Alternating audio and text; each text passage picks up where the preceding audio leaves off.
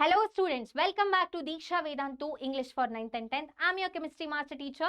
We are going to discuss a very important concept today, IUPAC nomenclature from carbon and its compounds under 15 minutes. So let's get started without any further ado.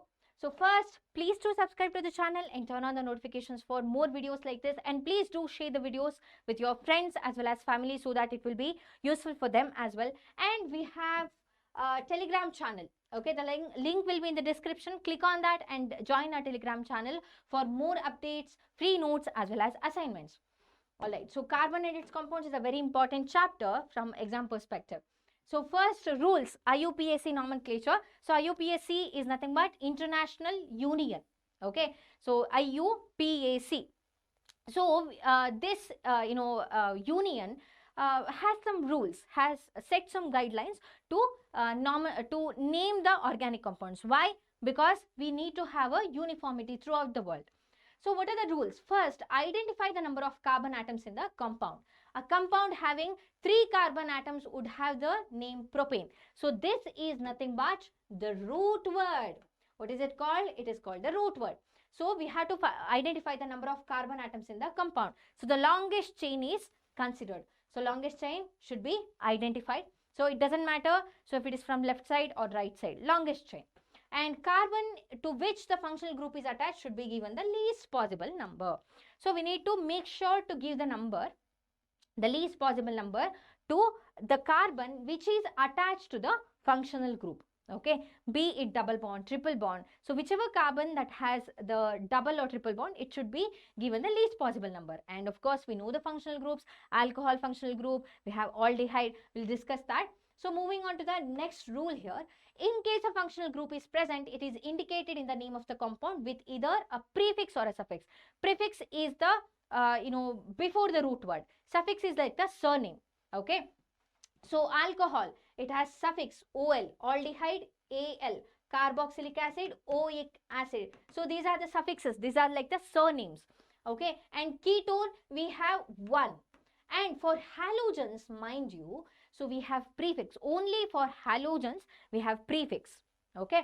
So they say this will be halo. As in, if there is, bromine, we will use the prefix bromo, iodo, bromo, iodo, like that. So moving on to the next rule. So if the name of the functional group is to be given as a suffix, the name of the carbon chain is modified by deleting the final E and adding the appropriate suffix.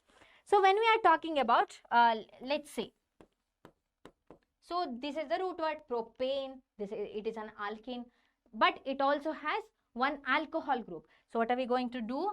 Propanol. Okay, so we are going to delete this E and add this suffix, propanol. Okay, so for example, the 3 carbon chain with ketone group would be named in the following manner: propane. So E. Okay, so propan 1, propane, because 3 carbon atoms are there. Okay, 3 carbon atoms are there. So but we will be deleting the last E with a suffix, propanone, propanol, like that. Moving on to the next one, if the carbon chain is unsaturated, then the final ANE in the name of the carbon chain is substituted by ENE or YNE. ENE or YNE. For example, so if we have 4 carbon, hydrocarbon, what are we going to say? And it has a double bond, let me remind you. So it is butene. So if it has triple bond, it is butane. Butane. Okay, so this is how it works. And then we'll name these carbon compounds now. CH3CH2Br. It has a halogen group. So bromo. So what will be the root word? Methane, ethane. So bromo, ethane. Bromo, ethane. Next we have this one. So we have to number this first. Okay, see here. Even from left side or right side. So this carbon having the functional group is going to get the same number. So it doesn't matter. 1, 2, 3, 4, 5. So how are we going to name this? 3-chloro, 3-chloro. So what is the root word? There are 5 carbon atoms. So pentane, 3-chloro, pentane. And then we have this one, CH3, CH2, CH2, CH double bond CH3. So 1, 2, 3, 4, 5. Why? So carbon having the double bond, the functional group should be given the least possible number. So what are we going to give? So this is 2 methane, ethane, propane, butane, pentene. 2 pentene. 2 pentene. Next, this is your homework question. So I'll name this for you. How are we going to write this? Actually, I'll write it for you. CH3, CH, CH3, CH2, CH2, CHO. It has an aldehyde group. So it will have the suffix al, AL. Okay. And which is the longest chain? 1, 2, 3, 4, 5. Okay. So name this. Don't worry. I'll name it for you. So 1, 2, 3, 4, 5.